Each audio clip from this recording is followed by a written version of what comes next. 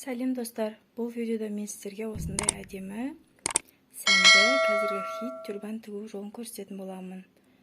Өте жеңіл. Видеоны соңына дейін көріп, ұнаса комментария қалдырыңыздар. Бәрін оқитын боламын.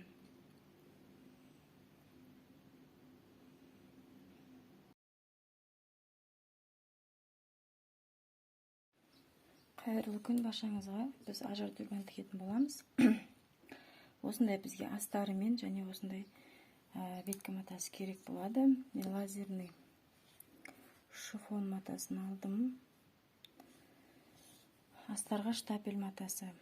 Және де суретте көрсетілгендей қылып размерде өлшемде аласыздар. Артқы бой алдыңғы бойға қарағанда сәл кіші болады. Матамыздың оң бетіне, астарымыздың оң бетін қаратып отырып, 0,5 сантиметрде тігіп шығатын боламыз.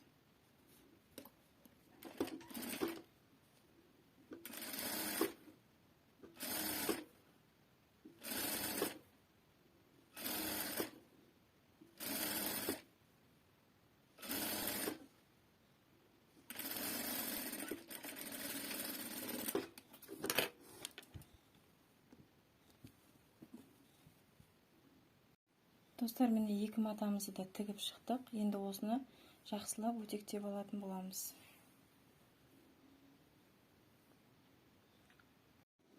Достар, міне екі матамызды біріктіріп өтектеп шықтық. Мына сыртқы матадан 5 сантиметрдей, 0,5 сантиметрдей қайырып қалдырасыздар. 1 сантиметр қалдырсаңыздар да болады. Өйткені біздің астарымыз көрініп қалмас үшін өйстіп қайырып отырып тігіп шығасыздар, өтектеп шығасыздар. Енді артық жерлерін қиып тастайтын боламыз.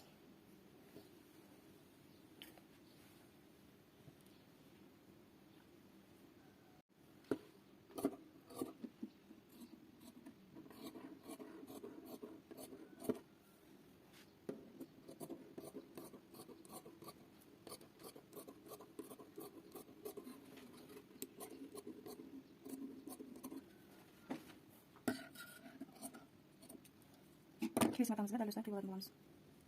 Енді достар, бізге артқа бой матамызды алып, осындай 11 сантиметрлік резина аламыз. Ені 2,5 сантиметр. Осының бірінші 2,5 сантиметр қылып тігіп шығатын боламыз, резинамызға орын қалдыру үшін.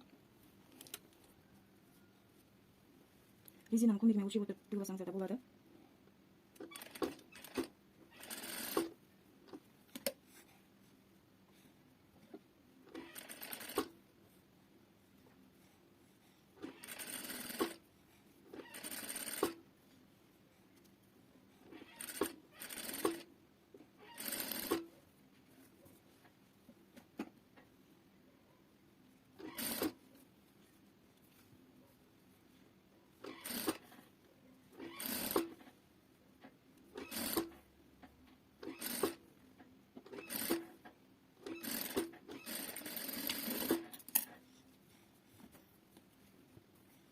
Енді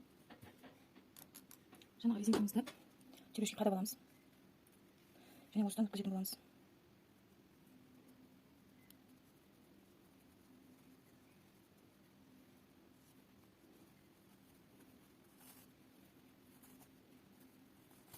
Және де осы жаңа кіргізген жерімізді бірінші тігіп аламыз.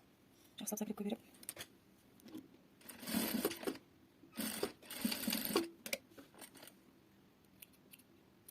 Бұл резинкамыз шығып кетпес үшін керек.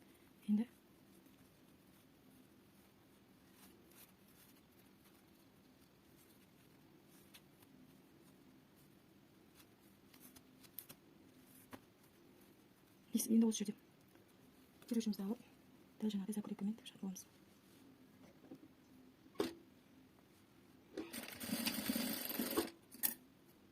Біздің артқы резинкамыз дайын болды, өте әдемі шықты. Енді беткі матамызға мына матамызды қойып, осы жерден инемен қадап алатын боламыз.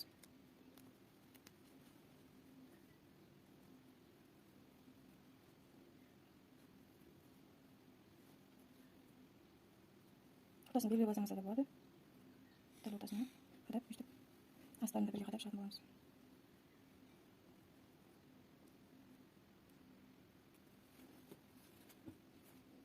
Қазір біз осы бірінші бетін резинка бойымен бастап тік шығамыз, кейін артқы жағын резинкамызды тартып отырып тік шығатын боламыз.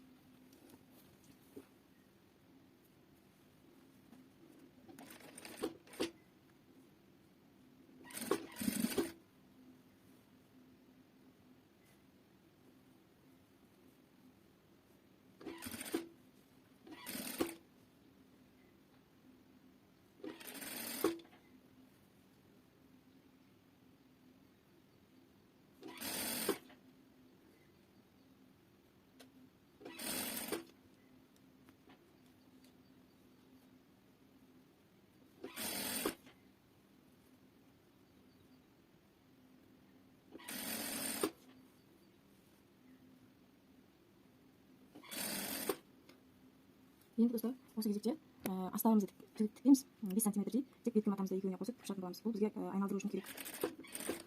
5 сантиметрдей астарымызды тікке қалдырамыз.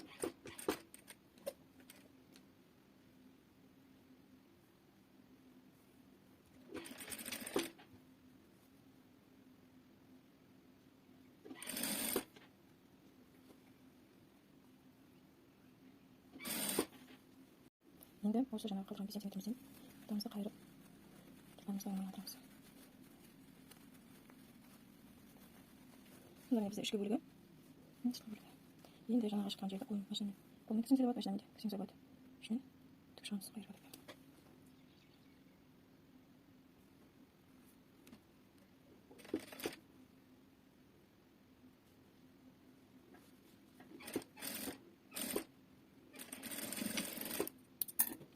Достар, біздің жобамыз дайын болды. Өте әдемі шықты. Астары ішкі ғой. Енді мен сіздерге мына жерден пример жасауды көрсететін боламын. Ол үшін біз қайырып иінемен қадайтын боламыз.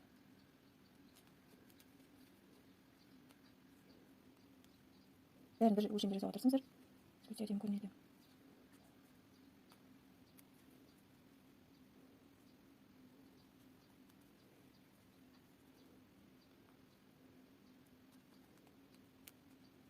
Байқамызда маталарымыз секунд көзін.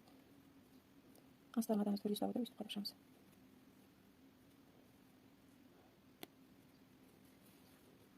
Келесі жақты дәл солай қадап аламыз.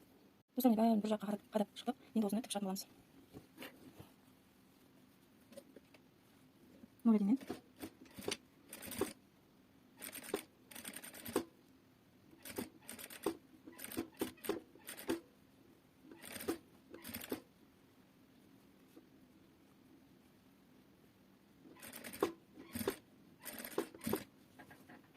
Достармен жақсылап тігіп шықтық. Енді осы инелерімізді алып тастаймыз.